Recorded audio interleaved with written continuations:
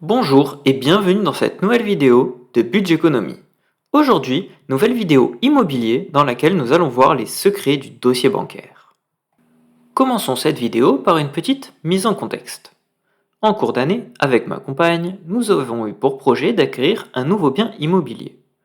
Afin de réaliser ce projet, nous avons besoin d'obtenir un nouveau financement bancaire.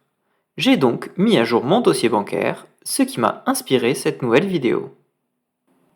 Avant toute chose, vous devez bien connaître votre projet, le montant d'achat, mais aussi les frais complémentaires, tels que les frais d'agence, les frais de notaire et les éventuels travaux à réaliser. Cela vous permettra de bien connaître votre besoin en financement et la faisabilité de votre projet. Si vous décidez de mener ce projet, vous devrez aller le défendre auprès d'une banque. Préparez alors votre dossier bancaire avant même le premier entretien. Votre dossier doit être complet, bien structuré et prêt avant même que le banquier ne vous le demande. Commençons par les documents professionnels. En effet, vous le savez, mais les banques doivent connaître vos revenus. Afin de les justifier et de prouver leur régularité, vous pouvez joindre les documents suivants. Les 3 dernières fiches de paye, plus la fiche de paye de votre mois de décembre dernier, c'est-à-dire décembre de l'année N-1. Cette fiche de paye récapitule l'intégralité des salaires que vous avez perçus l'année précédente. Vous pouvez également joindre votre contrat de travail, votre attestation de présence à l'effectif de votre entreprise, ainsi que l'attestation des primes obligatoires ou régulières que celle-ci peut vous fournir. Cela peut être utile pour des indemnités telles que les indemnités kilométriques ou des primes d'astreinte par exemple. Passons à présent aux documents personnels. Les documents personnels doivent justifier de votre situation familiale et fiscale. Cela permet de confirmer que vous serez capable de financer ce projet. Pour cela, vous pouvez joindre vos 3 derniers avis d'imposition sur le revenu qui permettront à la banque de les recoupler avec vos fiches de paye et de confirmer la stabilité de votre revenu dans le temps. Vous pouvez également joindre les justificatifs familiaux, votre contrat de mariage, contrat de Pacs ou livret de famille par exemple. Cela permet de justifier du nombre de personnes que vous avez à charge ou qui constituent votre foyer. Parlons à présent des documents relatifs à vos investissements.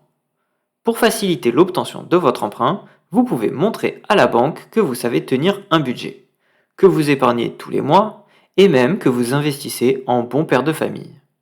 Vous pouvez alors joindre les documents suivants. Commencez par joindre les avis de taxes foncières de tous vos biens immobiliers. Cela permet de prouver que vous payez bien vos impôts, mais aussi que ces biens sont encore en votre possession.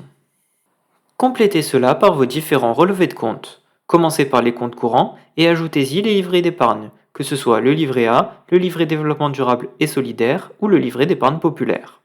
Ajoutez-y également vos différents investissements tels que les assurances vie, éventuellement votre PEA, vos comptes titres ordinaires ou autres.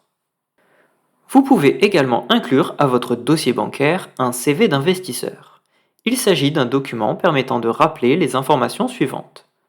Votre patrimoine, que ce soit son montant mais aussi sa répartition, vos investissements immobiliers précédents, en y rappelant la rentabilité de chaque investissement, votre cash flow, le montant restant dû pour vos crédits.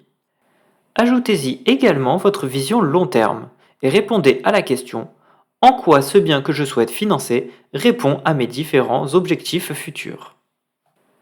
Pour terminer votre dossier bancaire, vous pouvez le compléter par les différents documents et informations que vous avez concernant le bien que vous souhaitez acquérir. À savoir, ajoutez-y les diagnostics, mais aussi les différents devis d'artisans que vous avez pu faire lors des différentes visites. Et enfin, ajoutez-y également le dernier avis de taxe foncière qui permettra de montrer à la banque que vous avez pris en compte cette dépense future. Vous connaissez à présent la façon dont je constitue mon dossier bancaire. À la sortie de cette vidéo, le samedi 12 octobre 2024, je serai en train de le présenter à ma conseillère afin d'obtenir un financement. Mais cela fera sûrement l'objet d'une vidéo future. En attendant, si cette vidéo vous a plu, je vous laisse me mettre un pouce en l'air et vous abonner à cette chaîne YouTube. Je vous laisse également me suivre sur Instagram @budgeconomie. Il ne me reste plus qu'à vous souhaiter une excellente fin de semaine et vous dire à samedi prochain.